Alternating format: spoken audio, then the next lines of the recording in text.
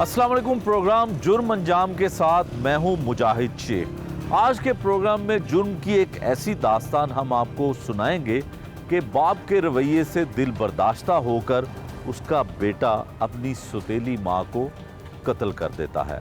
Police की हिरासत में मुलजिम कैसे बिलबिला के रोता है और क्या पैगाम देता है, ये सब कुछ आपको दिखाएंगे आज के इस प्रोग्राम में।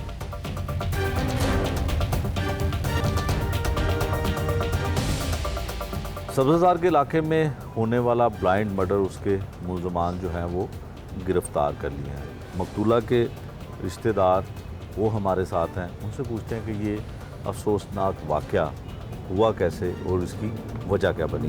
बहुत शुक्रिया जी आपका।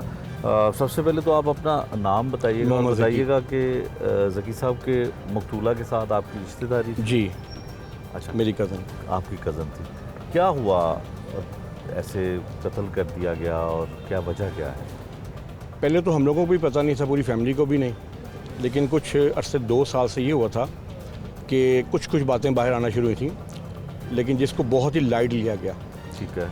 लेकिन वो इंसान कहते हैं ना कि जिसकी नसीब में जो हो वो होना ही होता है। बिल्कुल। अगर उसका सदेबाब कर लिया जाता तो आज हम ये कहते हैं कि ऐसा ना होता। ठीक है। लेकिन जो उससे नसीब में लिखा था वो होना उसी तरह था। ठीक है। वो इस तरह था कि जब ये जो खालिद नामी बंदा है जो अलशाफी का एडमिन इंचार्ज था, ये कुछ तकरीबन अरसा 10 से 11 साल पहले जब ये बच्ची वहाँ जॉब के लिए गई है तो उसने इसको ट्रैप करके ना तो उससे निकाह पढ़वाया गन पॉइंट पे। जी। अच्छा। किसी के इल्म में नहीं है, ना कोई विटनेस है ना कुछ। ठीक है। उस लड़की को ये कहा कि तेरा भाई है और तेरी बहन है, इनको मार देंगे, अगर तू ऐसी की बात करेगी तो मेरे साथ कर, किसी को नहीं पता चलेगा, मैं तुझे दुनिया की हर सहूलत दूंगा तुझे। ठीक है। इस उम्र की बच्चियाँ ट्रैप हो जाती हैं। उस हल्के घर की थी तब समझ लें कि 31 और 21 साल की उम्र थी बच्ची। 21 साल। वो ट्रैप हो गई इसकी बात पे। उन्होंने कहा अच्छा चलो ठीक है देखते हैं। वो हॉस्पिटल में चलता रहा, किसी को ना पता था कि शादी हुई है नहीं हुई है, मतलब किसी के लिए में नहीं था, ना उसे कभी घर रहना ना कोई अपने घर में रहना। वो चलता जब 6-7 साल का अर्सा गुजरा तो कबाहतें इस तरह बढ़ना शुरू हुई कि उसने कहा जो इतना टाइम गुजर गया फिर ठीक है मुझे हक दो। ठीक है। जब तुमने मुझे छोड़ना नहीं है, रखना भी नहीं है, तो फिर इससे तो नहीं मैं रह सकती। फिर आप मुझे प्रॉपर मुझे एक हक दो जो एक बीवी का होता है। मुझे भी घर लेकर दो, मुझे भी सब कुछ दो, मैं भी नौकरी छोड़ती हूँ, मैं घर में रहती हूँ। उसे कहा ऐसा तो कुछ नहीं होगा, मेरे लिए तो तुम सब कमाई का ज़रिया हो। क्योंकि वो वहाँ पे हॉस्पिटल के अंदर इस बच्ची से हिसाब किताब के अंदर, क्योंकि ये अकाउंट्स की थी, इससे घपला करवाता था कि तू पैसा मुझे कमा के देगी। अच्छा। जब उसको 5-6 साल पैसे कमा के देती रही तो एक टाइम पे बंदा भी सोचता है यार कि इसी को कमा के दे रही हूँ, कमा के तो मैं दे रही हूँ, तो इंसान अपने फ़ायदे को भी सोचता है कि यार चल इसको दिया तो मैं भी तो कमाऊँ। अगर उसे इसको 6 लाख कमा के दिया तो उसने लाख खुद भी कमाया होगा, ऑब्वियसली होगा। तो जब ऐसा होना शुरू हुआ तो इनकी लड़ाइयाँ झगड़े चलना शुरू हो गए। वो झगड़ा चलते जब ये घर तक पहुँचा तब घर वालों को पता चला कि ये तो बच्चे की शादी हुई है। तब वो जब हुआ, जब ये सामने सारी बातें हैं, तो उसने उसी टाइम पिस्टल निकाल के उसकी वालदा के सर पर रखा कि अब तुम किसी को बताओगे तब भी मार दूंगा, तेरी बच्चियों को मार दूंगा, तेरी बेटी को भी नहीं छोड़ूंगा। वो डर के हमारे गरीब लोग बेचारे इसकी बातों में मानते रहे। कभी उनके घर जाता उनको कहता माफ़ी मांगो मुझसे, कभी इस बेटी को 12-12 1 बजे तक ऑफिस खड़े रखना कि मैंने नहीं भेजना इसको, माँ ने आना उसे पाँव पड़ना कि मेरी बेटी को छोड़ दो, जाने दो। फिर जाकर मतलब इतने जुल्म करता रहा ये बंदा। वो करते जब एक टाइम होता है ना, हर चीज़ का एक लिमिट होती है, आप किसी को स्ट्रेच करो खोलो वो एक टूटती है। बिल्कुल ठीक। अब वो लड़की एंड पे आ चुकी थी। उसने कहा बस अब जो होगा तूने मारा, सारे खानदान को मार दिया, अब हमने नहीं करना, अब मैंने ना नौकरी करनी है ना तेरी बात माननी है। उसने कहा कि अब ये लड़की मेरे हाथ में नहीं। उसने क्या किया कि पहले इसको तलाक दी, पहले डॉक्टर ने खालिद ने इसको तलाक दी, जिसमें उसके भाई की विटनेस डली, एक और विटनेस थी। उसके बाद इसने डिनाई किया जी मैंने तो तलाक दी ही नहीं है, ये तलाक है जी तो मजाक था, मैंने मजाक में किया था। उसके बाद लड़की को ये समझ आ गई कि अगर मैं खुला लूँ तो मैं बच सकती हूँ। उसने थ्रू कोर्ट खुला ले ली। ठीक। इसको नहीं बताया अभी, इसको ये बताया कि अभी ऐसा कुछ मामला नहीं है, लेकिन इसको उसने धमकी दे दी कि अब तू करेगा तो मैं खुला ले लूँगी। इसके ज़हन में ये आ गया था कि लड़कियाँ मेरे चुंगल से निकल रही है। तो जब वो थोड़ा सा उसको किसी से पता चला कि इसने खुला ले लिया है तो उसने कहा अब मैं एक्सपोज हो जाऊंगा, मुझे ये नंगा कर देगी, मेरे सारे फ्रॉड भी सामने आ जाएंगे और मेरी शादी है, मेरे अपने घर की लाइफ जो अपनी पर्सनल लाइफ है वो भी डिस्टर्ब होगी। उसी बिहाफ पे उसने फिर ये प्लान किया, ये प्लान करके उसने अपने बेटे को इसका हिस्सा बना के तो उसने ये सारा काम सर अंजाम दिया। ठीक है। अच्छा ज़की साहब, इस गुफ्तगू में 2-3 सवाल हैं जो हमारे देखने वालों के लिए भी ज़रूरी हैं और आपको इंसाफ मिल सके उसके लिए भी ज़रूरी है। खालिद जो थे, जो मकतूला के शोहर हैं, उनकी दूसरी शादी थी। हाँ जी। और जब शादी हो गई, यहाँ गन पॉइंट पे की, कोर्ट मैरिज की, तो लड़की के घर वालों को पता चल चुका था? नहीं, शायद लड़की के घर वालों को 8 साल बाद चला। 8 साल बाद हाँ जी। पता चला? 8 क्योंकि वो साल तो अपने घर कैसे रहती थी। छुपाया? वो तो अपने घर रहती थी। अच्छा, वो अपने घर वो तो रहती अपने घर रहती थी। अच्छा, अपनी माँ बाप के पास। माँ बाप के पास हाँ जी। रहती। एक दिन, एक तो घंटा भी नहीं हक मानी किस तरह का तलब किया जा रहा था कि वो जब घर- ये बात हुई उसने कहा कि ठीक है फिर अब इस शादी को एक्सपोज करो, ओके, सबको बताओ, और जो हक है वो मुझे दो, जो बीवी का होता है। अगर उस बीवी को घर लेकर दे मुझे भी दो, बिल्कुल ठीक है, मैं नौकरी नहीं करूँगी, फिर ठीक है। तो मैं भी दिया हाउसवाइफ कुछ, बन के रहूँगी। कुछ हक दिया? कुछ भी नहीं, कोई घर नहीं बल्कि दिया कुछ नहीं। दिया, कुछ नहीं। अच्छा, तो जो खालिद है, जो मकतूल का शोहर है, उसका पहला जो बेटा है, जो पहली बीवी से बेटा है, और अपनी सुतेली माँ को कत्ल करता है, ये वारदात कैसे हुई? मुलजिम तो सर हुआ। देखें, किसी भी झगड़े के लिए या किसी भी प्रॉब्लम क्रिएट करने के लिए उस बंदे का वहाँ होना ज़रूरी होता है। अगर आपका मेरा झगड़ा तो मेरा यहाँ होना ज़रूरी होगा या आपका ज़रूरी होगा। जब मैं यहाँ नहीं हूँ तो झगड़ा कैसे होगा? ठीक तो ये तो एक स्टोरी है ना कि जी हमारी मदर हमें पैसे नहीं देती थी, हमारी मदर घर में लड़ाई डालती थी, हमारी मदर की वजह से तो ये मेरी जो रियल मदर है वो प्रॉब्लम में आती थी। ये सब मनगढ़ंत कहानी है। सिर्फ इस चीज़ को बचाया जा रहा है कि जी वालिद कह रहा है कि तू कुर्बानी दे दे, मैं इतनी पावर रखता हूँ, पैसा रखता हूँ, मैं तुझे छुड़ा लूँगा। ठीक है, सिर्फ स्टोरी ये है। ठीक है, असल मेन जो कैरेक्टर है वो खालिद साहब ही हैं। ठीक है। सब कुछ करते किया था उनका, बेटे को उन्होंने खुद यूज़ किया। अब वो उस बेटे को बयान की दिलवा रहे हैं कि जी आप तो अपने सर पर ले लो और मुझे निकाल दो। जकी ऐसा तो साहब नहीं होता। हाँ, जकी साहब, आपका मुलजिम, जिस तरह से आपने बात की, मतलब मकतूला के जो अहले खाना हैं, जो उसके भाई मुदई हैं, उनके मुताबिक तो फिर मुलजिम आपका खालिद जी हुआ। बिल्कुल, तो वो तो पुलिस बिल्कुल ने नहीं मरकज़ी पकड़ा। मुस्लिम हमारा खालिद है। हम पहले दिन से ये रो रहे हैं, हर चैनल पे जहाँ जब हमने फरियाद की वो यही किया। हमारी अभी भी यही अपील है कि जो खालिद है ये मेन किरदार है, मेन ये मुलजिम है, इसको अरेस्ट करके इसको सज़ा दी जाए। ठीक है। अच्छा, जो दो मुलजिम और पकड़े हैं, जो शूटर थे, जी। जिनके ज़रिए पुलिस के बगौर कत्ल करवाया गया, तो उनका किरदार क्या है? और वो इनके घर काम करता था, डॉक्टर के, ये खालिद के घर, उसके घर जो मतलब कि जो मेंटेनेंस वगैरह होती थी वो बनाता था, मतलब ये घर जहाँ बनाता था वो मजदूर से मिस्त्री थे। ठीक है। इसने बाप ने और बेटे ने उनसे प्लान किया, आज से कोई 3 साल पहले 2020 में उनसे डन किया कि 3,75,000 रुपये देंगे तुझे, तुझे बाहर भी भिजवा देंगे, तुझे कोई नहीं पकड़ेगा, तुझे ऐसे हो जाएगा। इन्होंने 1,75,000 उसको दिया भी है। उसके बाद वो बंदा इनके पैसे लेकर भी भाग गया। उन्होंने कहा इससे मैं चक्कर दे दूँ, वो लेके लेकिन फिर उसके बाद जाके कुछ साल जब इनको इसको मिल गया, ये उससे रब्ता करते उस बंदों ने इनको ब्लॉक कर दिया था। उसके बाद जब इनको दोबारा मिले तो इन्होंने से कहा कि यार तुझे और पैसे देंगे, तेरी मेहरबानी, तुझे हमारे साथ काम किया, तुझे बाहर चला, वीज़ा भी हम मंगवा रहे हैं, सब कुछ है। वो गरीब बंदे को लालच में इसकी पूरी तरह आ गए। फिर इन्होंने डराया होंगे, तुमने हमसे पैसे भी लिए हैं, तूने ये किया। वो फिर इस तरह कहने पे उनके फिर बेटे ने इनको मोटरसाइकिल प्रोवाइड किया है, बेटे ने इनको पिस्टल प्रोवाइड किया है, और ये भी कहा है कि सर पर ही गोली मारनी है क्योंकि वो ज़िंदा ना बचे। और ये सारा प्लान करके बाप बेटे को बताता रहा, बेटा आगे करता रहा। ये सारी मिक्स प्लानिंग इन्होंने की है। ठीक है। जो मकतूला जब मोटरसाइकिल पे जा रही होती हैं अपने भाई के साथ, जी, मोटरसाइकिल पे घर जा बैठी रही थी। घर जा रही होती हैं, उस वक्त किसको देखा कत्ल करते हुए? कौन लोग उस थे वक्त तो साथ? कोई नहीं, ये जा रहे थे बहन भाई दोनों, तो पीछे से बाइक आती है बिल्कुल करीब, जब क्योंकि टर्न लेट सही है तो टर्न पे ऑब्वियसली वो स्लो हुए हैं। जब स्लो हुए हैं तो उन्होंने बिल्कुल सर के पार रखे से फायर किया। ये इधर लेफ्ट हुए हैं, वो सीधे चले गए, उनका एग्जिट सीधा था, इसलिए ये लेफ्ट टर्न ले रहे हैं और वो सीधा जा रहे हैं। तो उसे क्या- देखने का तो कोई मसला नहीं बना। क्या एक्सपेक्ट करते हैं? पुलिस की इन्वेस्टिगेशन ठीक है? पुलिस की इन्वेस्टिगेशन अभी तक बिल्कुल ठीक जा रही है, हमें उससे कोई शिकायत नहीं है। सिर्फ हम खालिद का बार बार जिक्र करते हैं कि खालिद हमारा मेन जो है वो मुलज़म है। अगर पुलिस की इन्वेस्टिगेशन ठीक हो तो फिर आपका जो बुनियादी तौर पे जो मुलजिम है या मरकज़ी आपका मुलजिम हमने है, उनके वो आगे भी अपना पुलिस- मौक़िफ़ रख दिया। उन्होंने कहा जी इंशाल्लाह होगा, आप देखते रहें, आप परेशान, अगर कोई हम गलत होगा तो फिर आप ऊपर जा सकते हैं। ठीक है। और जो मकतूला के वालिद हैं या वालदा हैं, उनकी भी यही डिमांड हाँ है? जी, यही डिमांड है। यही डिमांड है। ये थे जी मकतूला के रिश्तेदार, जिन्होंने बड़ी तफसील से बताया कि वाक़या हुआ क्या, कत्ल किस तरह से किया गया, मज़ीद इसमें क्या है, मुलजिम से भी बात करते हैं और पुलिस भी इसके बारे में क्या कहती है।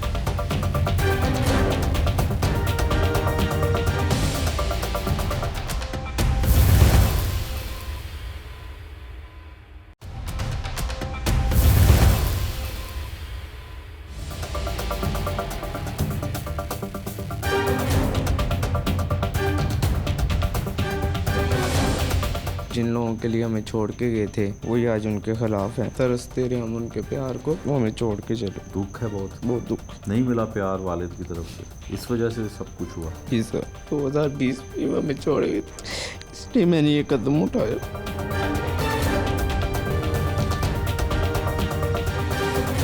अपने वालिद की दूसरी बीवी को कत्ल करवाने वाला जो रिश्ते में इसकी सौतेली माँ भी लगती थी, मुलजिम पुलिस की हिरासत में है। सब्ज़ादार इन्वेस्टिगेशन ने मुलजिम को गिरफ्तार कर लिया है। कत्ल की वारदात हुई किस तरह से, क्यों कत्ल करवाया गया, ये सब कुछ जानते हैं मुलजिम की ज़ुबानी। क्या नाम है जी तुम्हारा? मुदस्सिर मेरा नाम। मुदस्सिर, कहाँ के रहने वाले हो? सब्ज़ादार। सब्ज़ादार के। तो क्या करते हो? मैं स्टडी करता हूँ, ग्रेजुएशन कर रहा हूँ। ग्रेजुएशन कर रहे थे? कहाँ से? पीयू से। पीयू से। तो काम शाम भी साथ वालिद का कोई हाथ बटाने के लिए करते थे या सिर्फ पढ़ते ही थे? सिर्फ स्टडी करते। सिर्फ स्टडी करते थे।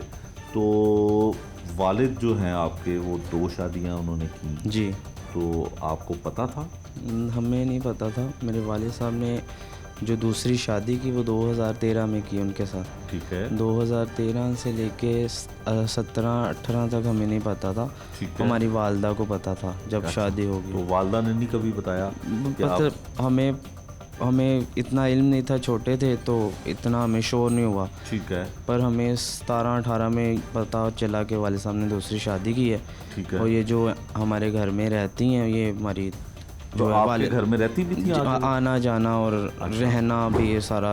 अच्छा, ठीक। आना जाना। तो जी। जब कोई गैर खातून घर में आती है तो यकीनन बच्चे पूछते हैं कि ये कौन है। तो वो कहते थे कि आपकी आंटी हैं। तो वालदा भी आपसे छुपाती हाँ थी, जी, बताती तो नहीं? वालिद साहब भी और वालदा भी। ठीक है। रहती भी थी? हाँ, इनकी जी रहती थी। ठीक है। तो आना जाना और गिफ्ट्स और सारा कुछ ठीक चल रहा था। आपकी वालदा को भी कबूल हो चुका था कि वालिद ने दूसरी शादी कर ली है? हाँ जी। ठीक है। अच्छा, फिर 2017-18 में ना इनकी जो हमारी दूसरी वालदा है ना, उनके घर वाले ना हमारे घर आके ना वो फाइट करते हैं। किस बेस पे करते हैं इतना मुझे नहीं याद। अच्छा, कितने साल पहले? 17-18 की बात। 17-18 में घर आके जी। तो इनकी लड़ाई करते जो हैं? दूसरी वालदा थी ना, उनकी वालदा बहुत शाउटिंग और तोड़ किसके साथ करती है? घर हमारे घर वाले वालिद साहब और वालदा के साथ। ठीक है। तोड़ चला कि किस वजह से कर रही है? नहीं पता? नहीं ये पता। तो हमने पूछा तो उन्होंने फिर बताया कि आपके वालिद साहब की ये सेकंड वाइफ है, क्योंकि हमारी सेकंड स्टेप मदर। ठीक है। तो फिर उसके बाद वालिद साहब ने उनको सेपरेट घर ले दिया। ठीक है। और हम अलग। कहाँ पे ले दिया? वो इधर पास ही मरगज़ार वाली साइड पे। अच्छा, तो मरगज़ार में अपना घर ले दिया या जी। किराए पे? वालिद साहब ने पहले उन्हें मेरे ख्याल से उन्होंने गिरवी लेके दिए घर। ठीक है। फिर उन्हें अपना घर ले दिया, यानी कि जो वालिद साहब का घर था ना, वो फिर वहीं पे रहते थे विद फैमिली, जिसमें उनकी वालदा, बहन, भाई। घर आपके वालिद ने अपनी जी दूसरी बीवी को, यानी कि आपकी सौतेली माँ को ले दिया? जी। वो फिर सेपरेट रहने लगी वालिद साहब के घर में। ठीक है। तो आप भी आते जाते थे? हाँ, कभी कभार। अच्छा, तब आपको पता चल चुका था जी कि आपकी दूसरी वालदा है आपकी? तो हम जब आते जाते, बहन भाई भी आते जाते थे? वालदा भी आती जाती थी? आई डिडंट नो कि मैं भी कभी कभार अस्सलाम वालेकुम तक की हमारी हदूद होगी। ठीक है। क्योंकि बहुत उनकी जो वालदा थी ना, वो बहुत ही ऑकवर्ड बिहेव करती थी कि हमारे मिलने जुलने से ना। अच्छा। ख़ास तौर पे ठीक है। शाउटिंग करना और अजीब सा फील करवाना कि क्यों आए तो हैं। आपने और कभी अपने वालिद को कहा? हाँ जी, कहा तो वो कहते थे अवॉइड करो, बड़े हैं आपके, अवॉइड करो। अच्छा। वो ऐसे ही हैं। ठीक है। फिर क्या हुआ? तो 2020 में जब इनका एक्स्ट्रा मैरिटल अफेयर का पता चला मुझे, वो मुझे पता चला इनके व्हाट्सएप के थ्रू। कैसे? ये व्हाट्सएप एक टॉक कर रही थी। अच्छा। किसी के साथ। किसके साथ कर? इनका कोई वालिद साहब के फ्रेंड थे। अच्छा। वालिद साहब के फ्रेंड थे मेरी दूसरी वालदा के, उनके साथ ये टॉक कर रही थी। ऑकवर्ड टाइप, मसलन किस तरह? मतलब कि फुल एक अनएथिकल टॉक। क्या होता है अनएथिकल? मतलब क्या बात? एक नाजेबा सी बात सर। फ़ोन पे नाजेबा? वो वॉइस नहीं सर, वॉइस मैसेजेस में जैसे बहुत ही ओवर फ्रैंकनेस जिसे आप कह सकते हैं। ठीक है। हाँ, तो मैंने सुना, देखा। आपने अपनी सौतेली माँ के मोबाइल में वो वॉइस नोट सुना? मोबाइल आपको दे देते? नहीं, वो ऐसे हुआ ना कि वो वॉइस जब वो मैसेजेस कर रही थी ना, अचानक उन्हें कोई काम आया और वो फ़ोन ना ओपन ही रख के ना वो थोड़ी देर के लिए चली गई। ठीक है। तो मैंने शफल करके वो चैट ओपन थी। अच्छा। तो मैंने शफल करके देखा तो वो ऐसी चीज़ें उसमें अच्छा, मौजूद थी जो मैं बयान नहीं कर वालदा जी के वालिद थे जी जी और यहाँ हैं, जी। तो वो उनके दोस्त के साथ, वो तो एजेंट होंगे, जी जी तो उनके साथ ऐसी बात करी जी थी? जी आपको कैसे पता चला कि ये वालिद के कि दोस्त हैं वो उनके? वो मैंने उनसे कंफर्म किया ना, क्योंकि वो अच्छा, उनकी चलिए, तरफ आप अपने आते अंदाज में जाते बताइए कि किस तरह से आपको ये सारा हुआ, आपने वो चैट जी करते हुए मैंने छोड़ के गई, आपने वो सुना, मैंने फिर क्या हुआ? मैंने जब सुना तो फिर जो था मैंने उनसे पूछा तो उन्होंने कहा कुछ नहीं है, कुछ नहीं है, आपने पापा को नहीं बताना, कुछ भी नहीं है। ठीक है। मैंने फिर भी पापा को बताया अच्छा तो पापा ने यकीन ही नहीं किया। अच्छा। तो उसके बाद उनकी मानी, उन्होंने जो क्लैरिफिकेशन दी, जो बात की उनकी सुनी, और फिर उन्होंने वो चैट भी उस टाइम डिलीट हो गई थी। ठीक है, मतलब नहीं आपकी थी। मेरी बात को झूठा झूठा करार दे दिया और मुझे जो चैट सबूत जी। के तौर पे थी वो डिलीट कर दी गई, और आपके वालिद ने आपको गलत करार दे दिया और अपनी बीवी की बात को सच माना। फिर उसके बाद क्या उसके हुआ? बाद क्या हुआ, पहले ठीक थी वो, उसके बाद फिर उन्होंने मुझे टॉर्चर करना स्टार्ट कर दिया। होने से मुराद क्या? पहले कुछ भी नहीं कहती थी, मतलब कि करती थी पर एक होता है ना, पर्सनल अटैक नहीं करती थी। ठीक है। वो पहले करती थी अपनी वालदा के कहने पे, कुछ होता है ना थोड़ा थोड़ा, पर पर्सनल अटैक नहीं करती थी।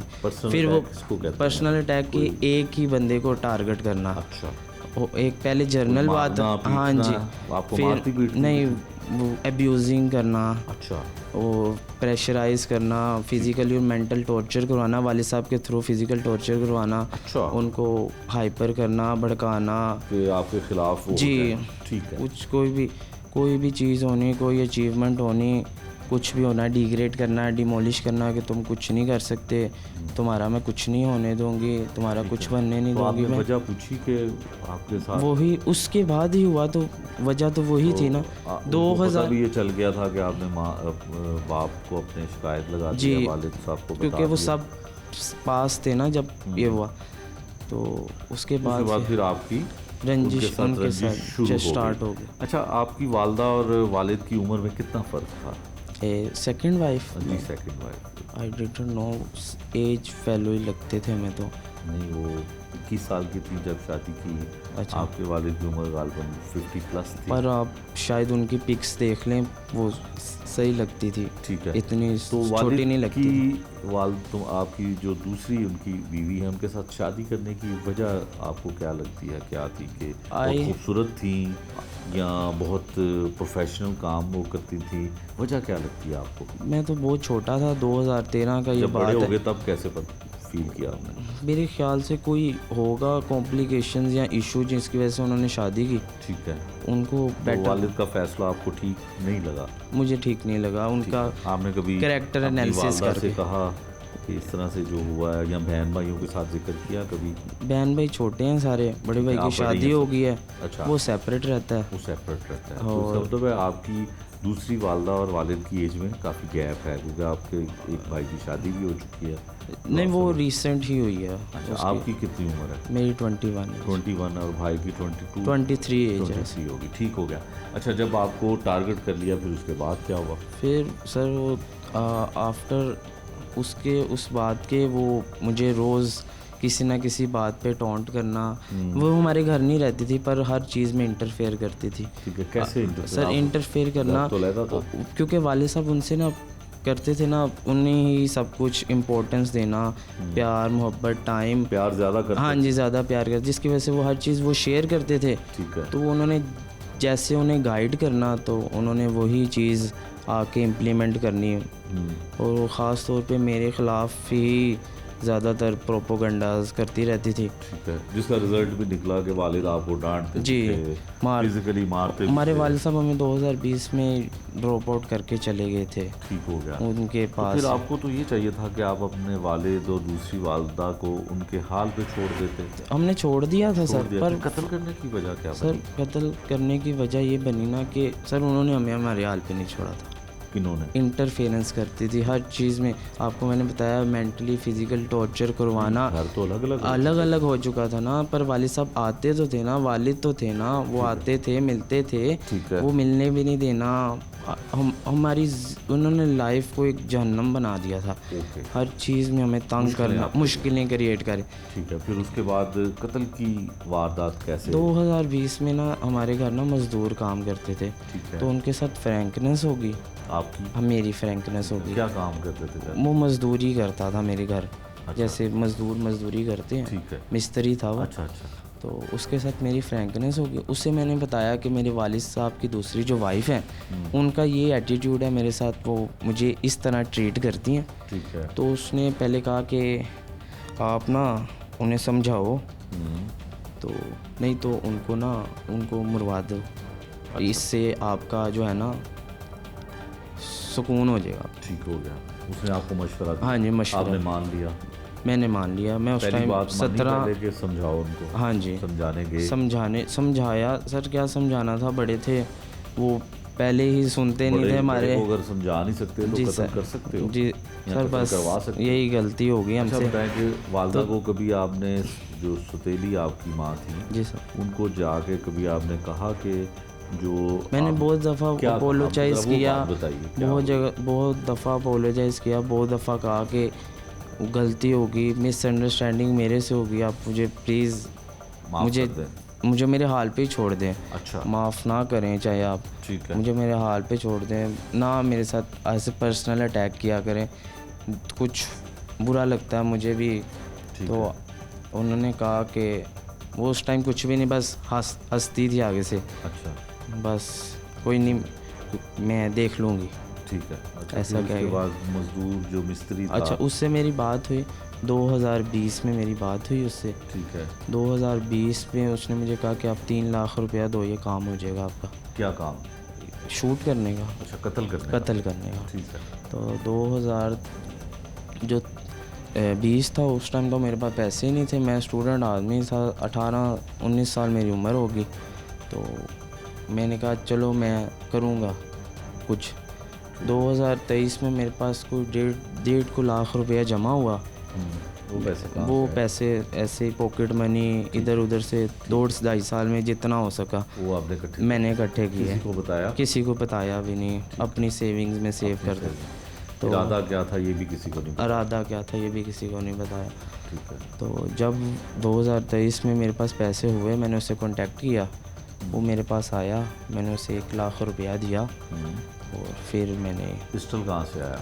पिस्टल डीलर से, कौन सा online dealer? Dealer, online dealer कौन सा? यूट्यूब पे नंबर अवेलेबल था उसका। अच्छा, उससे वो बगैर लाइसेंस के दे देता था असला? हाँ जी सर, कितने का लिया असला? 12,000। 12,000 का खुद आपने लिया? जी। और आपने लेके किसको दे दिया? उसको, क्या नाम है? शूटर को, क्या नाम? शाहिद नाम है। शाहिद। वो ऑलरेडी पहले भी कोई कत्ल कर चुका होगा? I did not know. अच्छा, तो लेकिन उसने आपसे पिस्टल लिया जी। और 1.5 लाख रुपया कैश? नहीं, लाख रुपया कैश लिया, और बाकी और पैसे बाकी मैं उसको जैज़ कैश करता था थोड़े थोड़े। कब करते थे? हर वीकेंड जैसे होते थे। अच्छा, जैसे होते थे। हाँ। तो उसको कैसे पता चला कि वालदा आपकी किधर से कहाँ जा रही हैं, और माँ जो है वो सुतेली माँ यानी कि किस रास्ते उसको मैंने पिक दिखाई, और जहाँ वो काम करती थी वो एरिया दिखा दिया। ठीक है। फिर उसने खुद ही रैकी करके। जब कत्ल हुआ तो फिर आप कहाँ थे? जब कत्ल हुआ मैं वर्किंग प्लेस पे था जहाँ पे वो काम करती थी। हॉस्पिटल में? जी। अच्छा, जब वो वहाँ से गई तो तुमने फ़ोन करके बताया हाँ होगा जी, कि चल वो पड़ी? निकल गई हैं बस। ठीक है। तो उसके बाद जब उसने कत्ल कर दिया फिर उसने आपको फ़ोन किया, कैसे पता चला कि कंफर्म? वो जब उनको शूट आउट होगी वो, तो फिर कॉल आ गई हॉस्पिटल के उनको फायर मार गया कोई। अच्छा। हॉस्पिटल में। ठीक है। तो जब हॉस्पिटल में फ़ोन आया तो एकदम भगदड़ मच गई। ठीक है। लोग अफरा तफरी में पड़ गए। तो वालिद साहब को वो कहाँ थे एकदम आपके वालिद शौक, वो ऑफिस ही थे। अच्छा, ओके। वो एकदम शॉक्ड में आ गए। तो उनसे पता चला कि उनको कोई गोली मार गया, क्योंकि वो एकदम इमरजेंसी में निकले एम्बुलेंस लेके, उन्होंने उन्हें रेस्क्यू किया। फिर हम 7-8 दिन हॉस्पिटल ही रहे। अच्छा, वो उस वक्त मौके पे डेथ? मौके पे डेथ नहीं हुई उनकी। अच्छा। 7-8 दिन हॉस्पिटल रहे। आप भी वहीं रहे? हाँ जी, मैं भी उनके साथ था। तो और फिर वो उनकी 8 to 9 डेज़ के बाद डेथ हो गई। डेथ हो गई। जी। आप पकड़े कैसे गए? जब इन्होंने मेरे ऐसा हुआ ना कि जो है ना मेरे वालिद साहब की जो है अपनी हमारी जो वालदा थी ना दूसरी, उनकी जो वालिदा है ना, आपकी नानी? हाँ जी, दूसरी। अच्छा जी, ठीक तो है। मकतूला की वालदा अच्छा। वो ना स्टार्ट ऑफ द डे से उनकी वजह से बेसिकली ना हमारे घर में फर्स्ट फाइट भी उनकी वजह से हुई थी।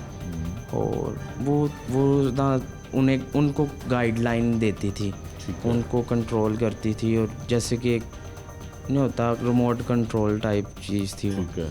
उनको जो गाइड करना उन्होंने वो ही करना। ठीक है।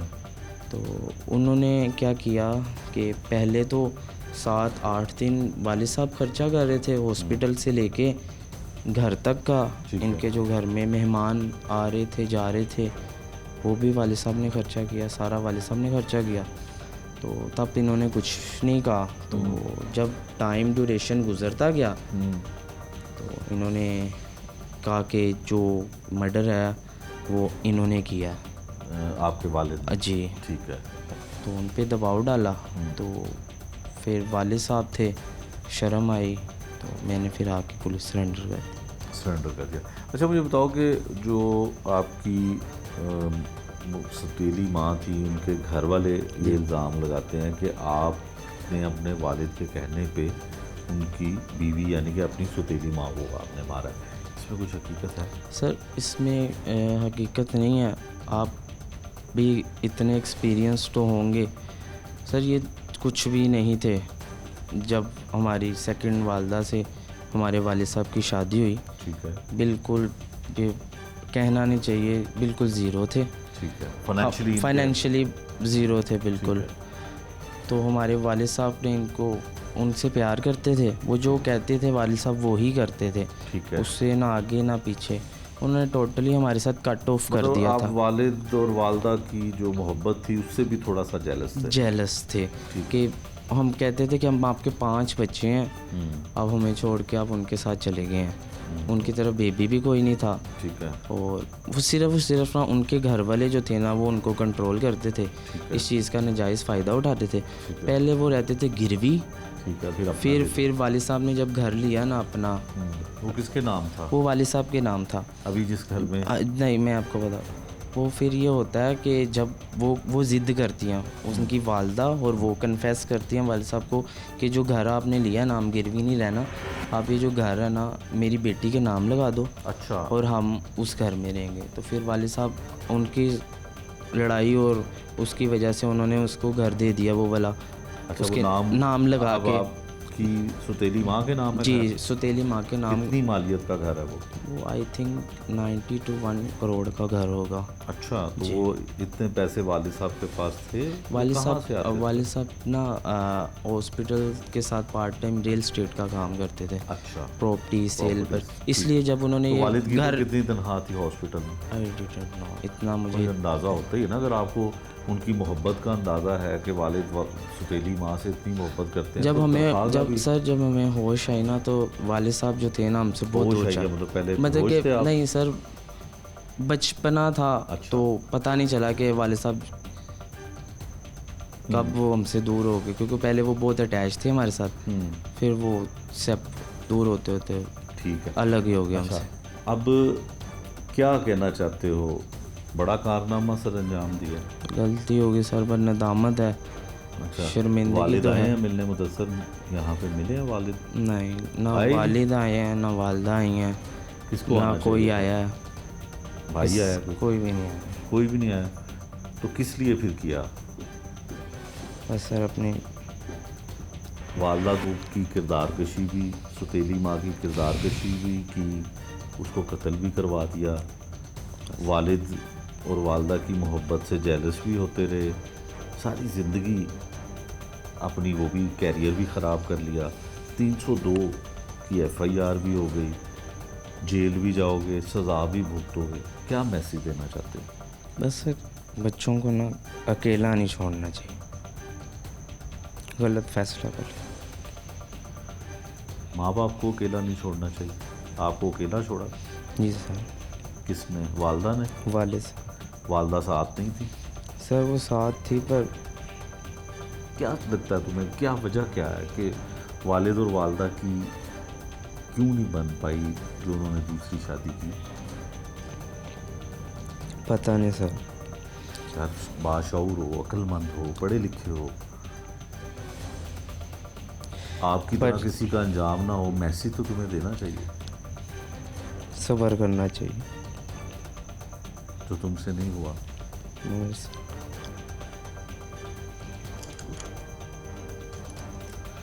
क्या हो जाना था अगर वालदा को कत्ल ना करवाते तो क्या हो सकता था? आज इस हाल में तो ना होते, माँ भी परेशान होगी, बहन भाई भी परेशान होंगे। जी सर। दिल खोल के बताओ क्या कहना चाहते हो, जो दिल में है वो बताओ।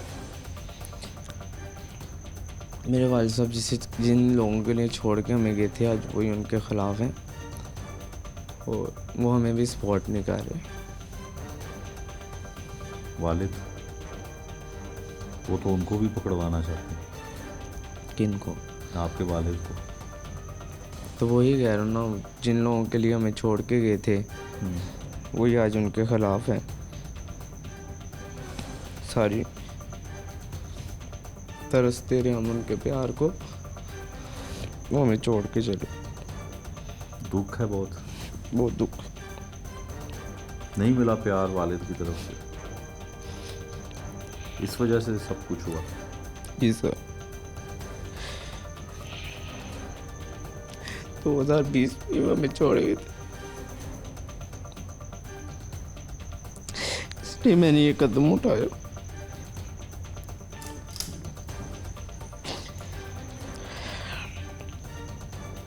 अच्छा ये बताओ कि तुम्हारे वालिद अगर तुम्हें यहाँ मिलने आए,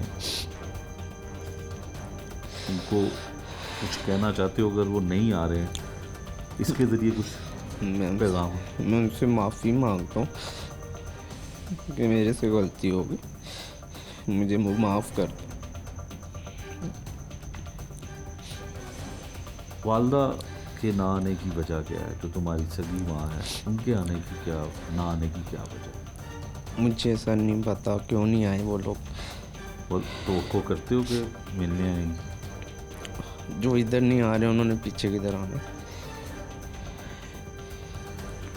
ये था जी वो मुलजिम जिसने अपने वालिद की दूसरी बीवी और अपनी सौतेली माँ को कत्ल करवाया।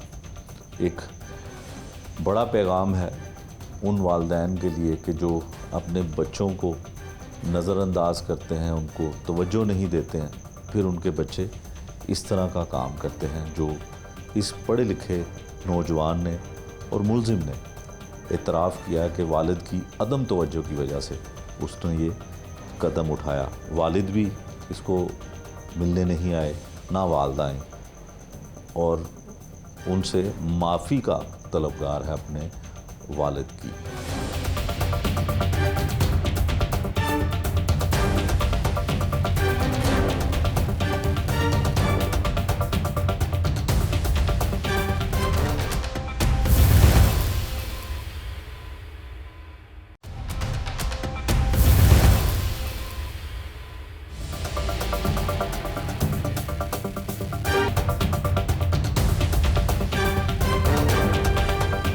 उमर दराज साहब हैं जी, इंचार्ज इन्वेस्टिगेशन सब्जादार। ब्लाइंड मर्डर होता है, एक खातून को मोटरसाइकिल के पीछे बैठे हुए अचानक एक गोली लगती है और वो कुछ अरसा अस्पताल में ज़ेरे इलाज रहने के बाद दम तोड़ देती है। ब्लाइंड मर्डर था, कुछ नहीं पता था कि कत्ल है या कोई डकैती की वारदात है या कुछ और है। लेकिन पुलिस ने इस केस को बड़ी दिलचस्पी और बड़ी महारत के साथ हल किया तो पता ये चला कि खातून का, मकतूला का सुतेला बेटा ही 2 शूटर्स के ज़रिए अपनी माँ को, सुतेली माँ को कत्ल करवा देता है। उमर दराज साहब बहुत शुक्रिया आपका। उमर साहब, कत्ल या तो जायदाद के लिए होता है या किसी दुश्मनी की बुनियाद पर होता है। एक सुतेला बेटा अपनी सुतेली माँ को कत्ल करवाता है या कत्ल कर देता है, क्या है क्या केस, तफ्तीश क्या कहती है? बिस्मिल्लाहिर्रहमानिर्रहीम। सर, 1 जून को 15 पे इतला मिलती है कि एक खातून के सर में फायर लगा है और मेजर इंजर्ड है, और इस इतला पर मैं SHO साहब मौका पर पहुंचते हैं। जैसे हम मौका पर पहुंचते हैं तो देखते हैं, हम उसके भाई से पूछते हैं कि क्या हुआ क्या है। मजरूबा को फौरी तौर पर हस्पताल शिफ्ट करते हैं और हम उससे पूछते हैं हुआ क्या है। जब वो ये बताता है कि अचानक गोली लगी, मेरी बहन पीछे से गिर गई है, ना तो हमें किसी ने रोका है और ना ही हमसे कोई वारदात की कोशिश हुई है, तो हमें ये महसूस होता है कि ये टारगेट किलिंग है। ठीक है। और ये ब्लाइंड टारगेट किलिंग होती है, तो हम उस पहलू पे नामालूम FIR दर्ज हो जाती है जुर्म 324 में। ख़तून जो होती है वो 7 दिन बाद अपने खालके हकीकी से जा मिलती है, तो कोई कलू किस तरफ नहीं चलता। ठीक है। ख़तून का मोबाइल जो होता है वो फैमिली हमें देने से इनकारी होती है। बड़ी मुश्किल से उनसे ख़तून का मोबाइल लेते हैं, उसको हम डिकोड करवाते हैं। डिकोड करवाने के बाद कुछ चीज़ें उसमें से हमें मिलती हैं, तो हम तफ्तीश को नए सिरे से शुरू कर देते हैं। जैसे ही हम CCTV फुटेज के मामले पे कैमरा जात देखते हैं, तो हमें एक मशकूक करदार, जब ये ख़तून और उसका भाई, ख़तून कमल ज़ारा, उसका भाई मनान, जो हॉस्पिटल से पार्किंग से निकलते हैं एक बाइक पर, तो एक मशकूक शख्स जिसने मुंह पे मास्क लगाया होता है वो इनकी रैकी कर रहा होता है। ठीक है। हम फौरी तौर पर जो रैकी करने वाला बंदा है उसके लिए हम उसकी फुटेज हासिल करते हैं। फुटेज हासिल करके अल शाफिया हॉस्पिटल के अमला से चेक करवाते हैं, तो पता चलता है कि इसका नाम मुदस्सर खालिद है और ये वहाँ के एडमिन ऑफिसर खालिद का बेटा है। ठीक है। हम इस पहलू पर तफ्तीश शुरू करते हैं, तो पता चलता है कि खालिद ने, एडमिन ऑफिसर ने 2013 में इस ख़तून कमल ज़ोहरा के साथ शादी की होती है और ये शादी खुफिया रखता है। 7 साल तक ये शादी, 2020 तक ये शादी खुफिया रहती है और इस शादी का किसी को इल्म नहीं होता। साल 2020 में दोनों के घरों वालों को पता चल जाता है। उस वक़्त जो ये जो एडमिन ऑफिसर खालिद है, उसका जो बेटा है ये लॉ का स्टूडेंट है, ये 20 में प्लान करता है कि ये हमारे बाप का जो पुरतशद्दद रवैया है, ये सारी हमारी सेकंड मदर की वजह से, ठीक है, ये अदम बर्दाश्त की वजह से उस वक़्त अपने घर में लगे हुए मिस्त्रियों को कहता है कि मैंने अपनी माँ को मारना है, तुम लोग मार दो, मैं पैसे दूंगा। ठीक है। वो मिस्त्री उस वक़्त लैतुलाल करते हैं, करते करते साल 2023 आ जाता है, तो ये वही मिस्त्री उसको अचानक लियाकत चौक में खड़े हुए नज़र आते हैं। वो उनसे फिर बात करता है कि यार मैंने आपको काम कहा था, आप तो बड़ा आसान काम है, किसी को पता भी नहीं चलेगा। तो इनकी उन शूटरों के साथ वो जो मिस्त्री मजदूर होते हैं वो शूटर हायर करता है, एज ए शूटर हायर करता है और ओनली 4 लाख रुपये में डन होती है। 1,75,000 रुपया ये खुद थोड़े थोड़े करके इसने जोड़े होते हैं। ये उनको 1 लाख रुपया नकद देता है, 10,000, 5,000, 10,000, 5,000 करके। माह रमज़ान 18 रमज़ानुल मुबारक को ये उनको पैसे देता है 1 लाख रुपया, और कत्ल करने से पहले ये 15,000 रुपया देता है। और जो मेन मिस्त्री होता है वो अपने गांव से अपने भांजे को बुलवाता है जिसका नाम गुलबाज है। उसको कहता है कि मैं तुम्हें पिस्टल दूंगा, बस एक फायर करना है तुमने, और उसको सिर्फ 7,500 रुपये देता है। 7,500 रुपये में वो कत्ल करने आ जाता है। वो कत्ल करने आ जाता है। वो यहाँ ही उसके पास ही मिस्त्रियों का काम वो भी करता है। जैसे ये बरोज़ वकूआ, ये जो मुदस्सर खालिद है उनको अपना पिस्टल ख़रीद के देता है, अपनी बाइक देता है। अपनी बाइक देने के बाद उनको तस्वीर सेंड करता है, फिर उनको जगह पे खड़े करता है। फिर वो कहता है कि इस नंबर की मोटरसाइकिल आएगी तो आपने पीछे बैठी ख़तून को सर में फायर मारना।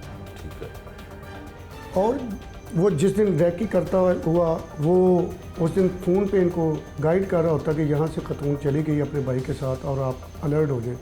जैसे ख़तून नुक्कर पे पहुँचती है वो पीछे से फायर करते हैं और फायर कर औरत गिर जाती है और वो सीधे चले जाते हैं। ठीक। उसके बाद ये उनसे अपनी बाइक भी हासिल कर लेता है, पिस्टल भी हासिल कर लेता है, जो दोनों चीज़ें हैं, और वो लोग सीधे उकाड़ा चले जाते हैं। हम जैसे ही मुदस्सर खालिद को पकड़ते हैं तो उसकी इंटेरोगेशन करते हैं, उसका फ़ोन नंबर, सेल नंबर हासिल करते हैं, उसकी CDR लेते हैं। जैसे हम CDR लेते हैं तो वक़्त वकूआ जो जिन नंबरों पर कॉल होती है वो शाहिद इकबाल और गुलबाज नामी शख्स की होती है। हम उनकी CDR वो 3 दिन में मुसलसल बदस्तूर राब्ते में होते हैं। ठीक है। हम मशकूक जान के जैसे उनको हटवाते हैं और ये कत्ल ट्रेस हो जाता है। हम उनसे आला कत्ल भी बरामद कर लेते हैं, वकूआ में इस्तेमाल होने वाली मोटरसाइकिल भी बरामद कर लेते हैं और वो इकबाल जुर्म भी कर लेते हैं। ठीक है। अच्छा उमर दराज साहब, इस तरह के कई केसेस आपने हल किए, कई मुलजमान को पकड़ा, ये थोड़ा सा मुख्तलिफ है कि इसमें कुछ जज्बात भी, एहसासात भी, वो भी इन्वॉल्व हैं। जिस तरह आपने भी बताया कि उसको लगता है कि वालिद का पुरतशद्दुद रवैया जो है वो उसकी सौतेली माँ की वजह से। जब मुलजिम से हमने बात की तो वो ज़ारो कतार रोने भी लग गया कि मैं मैसेज देना चाहता हूँ उन लोगों को कि जिनके वालिदैन अपने बच्चों को तवज्जो नहीं देते हैं तो उनके बच्चे फिर इस तरह करते हैं जो मेरे से गलती हुई। इन्वेस्टिगेशन में क्या लगता है कि वजह क्या थी कि सिर्फ एक बाप दूसरी शादी करता है तो उसको माँ को कत्ल कर दिया जाता है, सौतेली माँ को? सर, दौरान इन्वेस्टिगेशन जो चीज़ें सामने आई हैं वो ये आई हैं कि ये अदम बर्दाश्त था। जो इसका फादर था वो अपनी पहली फैमिली जिसमें उसके 5 बच्चे हैं उनकी तरफ तवज्जो कम देता था। ये लव मैरिज थी, ज़्यादा प्यार करता था और इसी वजह से वो टाइम भी उनको ज़्यादा नहीं दे रहा था। जब वो छोटी छोटी बातों पे उनके साथ झगड़ा करता था, बच्चे ये समझते थे कि जो कुछ हमारे साथ हो रहा है वो सेकंड मदर करवा रही। ये अदम बर्दाश्त की वजह है। और अदम बर्दाश्त, जब हम जो भी कोई शख्स शादी करता है अगर वो अफोर्ड करता है तो फिर बराबरी की सतह रखे दोनों। जैसे कुरान पाक में हुक्म है कि अगर 4 शादियाँ भी की हैं तो सबको मुनासिब टाइम दिया जाए, सबके साथ मुनासिब रवैया इख्तियार किया जाए। लेकिन खालिद मलिक का रवैया अपनी औलाद के साथ दुरुस्त नहीं था। एक पढ़ा लिखा शख्स जो फाइनल ईयर के करीब है, लॉ का स्टूडेंट है, और वो एक इंतहाई कदम उठाता है तो इसकी वजह तो यही है कि अदम बर्दाश्त है माशरे में और उसकी वजह से ही मर्डर होता है। ठीक है। अच्छा उमर दराज साहब, जो खालिद है वो अब क्या सोचता है अपने बच्चे के बारे में कि परसू करेगा उसको, उसकी मदद करेगा इस केस से निकल जाए, या इस केस में उसकी कोई हेल्प आउट करना चाहता है? सर, जाहिर सी बात है, शफ़क़त पिदराना, जब वालिद को अपना बाप सजाए मौत होता हुआ नज़र आता है तो कोई बाप भी अपने बेटे की सजाए मौत बर्दाश्त नहीं करता। वो हाथ पाँव मारेगा, लेकिन प्रोसिक्यूशन की मदद से और एविडेंस की मदद से हम इंशाल्लाह इनको कैफरे करदार तक पहुँचाएंगे। ठीक है। अच्छा उमर दराज साहब, जो ख़ातून के मकतूला के लवाहिकीन हैं उनसे भी हमारी बात हुई। वो कहते हैं कि हमारा डिमांड ये है, हमारा मौक़िफ़ ये है, उनका मौक़िफ़ ये है कि जो खालिद है, जो मुलज़िम का बाप है, वो भी शरीके जुर्म है। सर, इस बारे में हम पूरी इन्वेस्टिगेशन कर रहे हैं। साल 2020 से हम कोशिश कर रहे हैं कि क्लू मिले कि उसकी अपने बेटे के साथ इस मौजू पे क्या गुफ्तगू हुई है, क्या उसकी कोई इन्वॉल्वमेंट हुई है।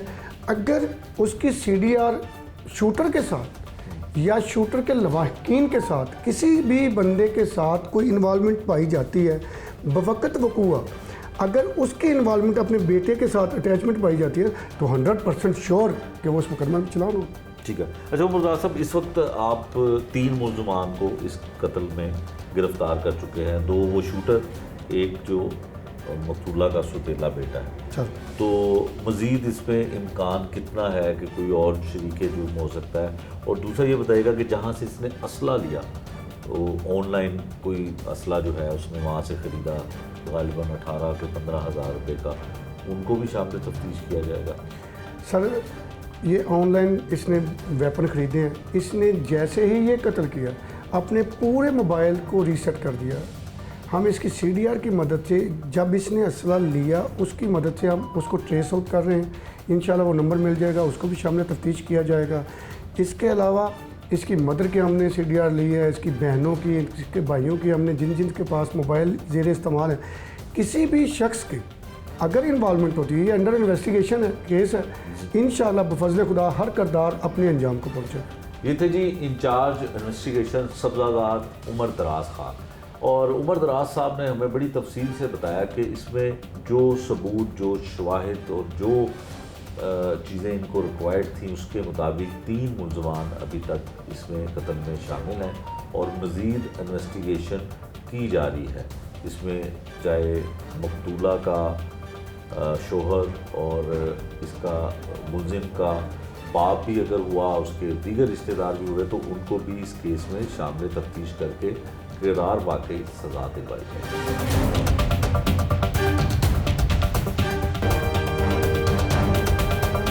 ये था आज का जुर्म अंजाम, जिसमें हमने आपको दिखाया कि एक सुतेला बेटा कैसे अपनी सुतेली माँ को कत्ल करवाता है और कत्ल करवाने के बाद उसके जज्बात क्या हैं, पुलिस की इन्वेस्टिगेशन क्या कहती है, एसपी इन्वेस्टिगेशन क्या कहती है और इसमें सबक क्या मिलता है, ये सब कुछ आपको दिखाया। नए प्रोग्राम तक के लिए मुझे दीजिए इजाज़त। अल्लाह निगहबान।